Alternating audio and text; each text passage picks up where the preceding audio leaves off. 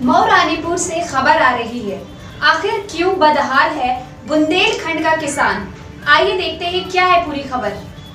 आखिर क्यों बदहाल है बुंदेलखंड का किसान? आजादी के बाद भी किसानों को स्वतंत्रता नहीं मिली। हर सरकारों में किसान कर्ज में डूबता चला गया और आत्महत्या करने पर आमादा हो गया। खास तौर से बुंदेलखंड के बेबस लाचार मजबूर किसानों ने बड़े पैमाने पर आत्महत्याएं की हैं, लेकिन सरकारें खामोश रही। पीढ़ियों की पीढ़ियां समाज का एक बड़ा तबका पूरी तरह से कृषि पर आश्रित है।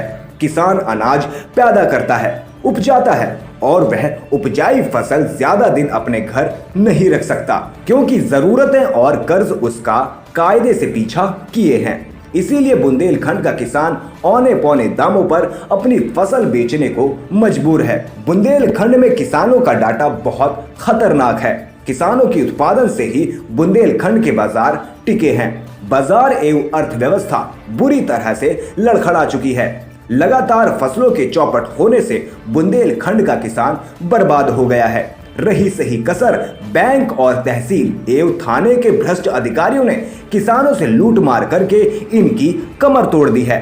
दलाल और बिचौलियों ने इन्हें कंगाली की कगार पर लाकर खड़ा कर दिया है, जो मौजूदा शासन व्यवस्था पर सवालिया निशान खड़े कर रहे हैं। देश और प्रदेश के हुक्मरान और प्रधान सेवक ये न भूलें कि जब जब किसानों ने हुकूमत सल्तनत के खिलाफ बगावत की है, तब तब ताज और तख्त आंधियों में उड़ गए हैं। समय रहते सूबे के मुखिया बुंदेलखंड के बदहाल किसानों के आंसू पोंछें और लूट मार कर रहे अधिकारियों पर अंकुश लगाएं।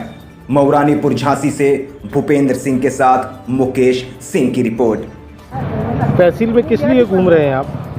घूम नहीं रहे साहब, प्रार्थना लिए फिर रहे हैं कि सर हमारा जो है खेतों में नुकसान हो गया है और दातली तमाम नुकसान हो गया। हमारे खेतों का सर्वे करा के हमारे और हमारे किसान भाइयों की तरफ जो है सरकार देखे, उनको कुछ मुआवजा दे, उनको कुछ राहत दे, इसलिए घूम रहे हैं सर। और आप लोग हमारी थोड़ी सी मदद कर दें। ऐसे वक्त में, आड़े वक्त में आप हमारा काम नहीं करेंगे या हमारे काम नहीं आएंगे तो हम कहाँ जाएंगे? आत्महत्या की ओर ही चले जाएंगे। जैसे अगले में राहत नहीं मिल रही तो हम क्या करेंगे सर, कहाँ जाएंगे? इसलिए तो क्या ऐसी क्या दिक्कत आ रही है आपको? ये दिक्कत आ रही है कि हम लोगों को खाने पीने के लिए दिक्कत आ रही है। हम खेतों के अलावा हमारे पास कोई रोज़गार तो है नहीं, हमारे पास कोई फैक्ट्री तो है नहीं कि हम उसमें से कमा लें। हमारे पास कोई बैंक तो एक खाता है नहीं कि हम ब्याज से रकम कमा रहे हों। इसलिए सरकार हमारी ओर देखे, हमारे किसानों की ओर देखे, खेतों की ओर देखे, हम लोगों को बचाए। हम तराईमाम कर रहे हैं, सरकार की चक्कर लगा रहे हैं कि सर हम लोगों को बचा लें ऐसी आपद की स्थिति में। खंड का किसान क्यों आत्महत्याएं कर रहा है, आप बताएंगे? इसके पीछे क्या कारण है? मेन समस्या है कि हमारे यहाँ रोजगार कोई उपलब्ध नहीं है। बुंदेलखंड में रोजगार की जटिल समस्या है।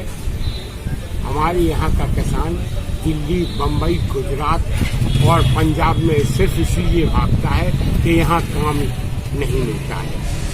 तो वो सपत्नी को पूरे परिवार के साथ पलायन करता है।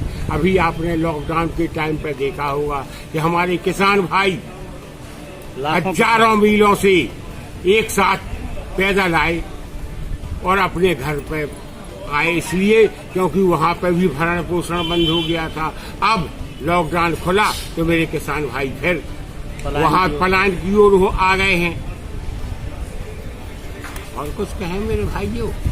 जय किसान। साथ में वरिष्ठ पत्रकार सुधीर जैन साहब हैं। आइए उनसे जानते हैं कि बुंदेलखंड के जो आज किसान सबसे ज्यादा यहाँ आत्महत्याएं कर रहे हैं, इसके पीछे क्या कारण है, बताइए जैन साहब। बुंदेलखंड के किसान ज़्यादातर आत्महत्या कर रहे हैं, कर्ज के चलते आत्महत्या कर रहे हैं। यहाँ पर बुंदेलखंड में सिंचाई के साधन न होने और प्राकृतिक वर्षा ज़्यादा बरस हो जाने, उससे सब फसलें सड़ जाने या वर्षा बिल्कुल नहीं होने तो फसलें सूख जाने के चलते जब उनके कुछ आय के स्रोत नहीं होंगे तो वह आत्महत्या करने के लिए मजबूर हो जाते हैं। यहाँ पर बैंकों के कर्ज के चलते, तो बैंक कर्ज लिए होते हैं, साहूकारों के कर्ज के चलते किसान आत्महत्याएं करते हैं। और यहाँ पे जो किसान हैं वो किसान अब आजकल किसान मजदूर बन के रह गए हैं।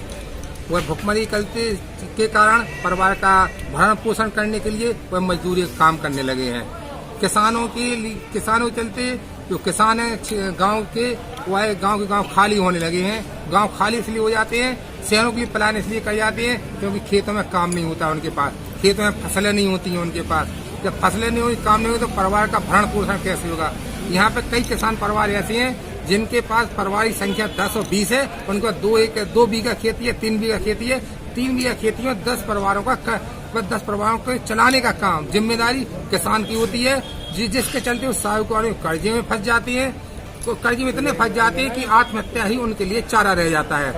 फसलें उपज होती नहीं है। जो बुंदेलखंड के किसान हैं पिछले लगभग 10 सालों से यहाँ की उपज हो रही है वह किसी न किसी कारण से वो उपज बर्बाद हो जाती है या उपज होती नहीं है खेतों में, जिसके चलते यहाँ किसान मतलब आत्महत्या करने के लिए इसका आगे भविष्य में भी इसका कोई भी समाधान नजर नहीं आ रहा है। इसके पीछे कारण है कि सरकार की इसमें कोई ठोस रणनीति, कोई ठोस योजना हमारे इस बुंदेलखंड के लिए लागू नहीं की गई है।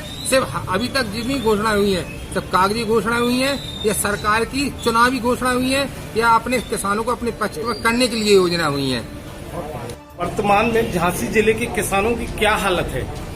देखिए, बुंदेलखंड का जिला झांसी या पूरे बुंदेलखंड की बात करेंगे हम कि लगातार कई सालों से यहाँ का किसान बदहाल है, बेहाल है, बेबस है, कर्ज में दबा हुआ है, जिसकी फसलें हो नहीं पा रही हैं।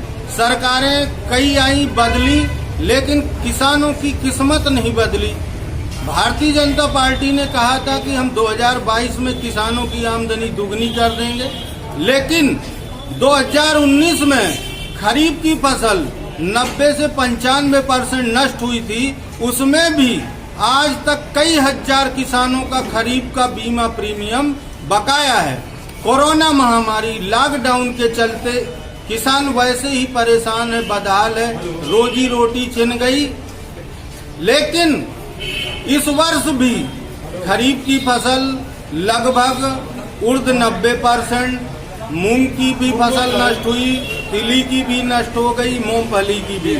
ऐसे में अभी तक लेखपालों ने किसानों के खेतों का सर्वे नहीं किया। ये बहुत दुखद बात है। किसान परेशान है, किसान की सुनने वाला कोई नहीं है। हमने खेतों पर जाकर किसान की फसलों का देखा।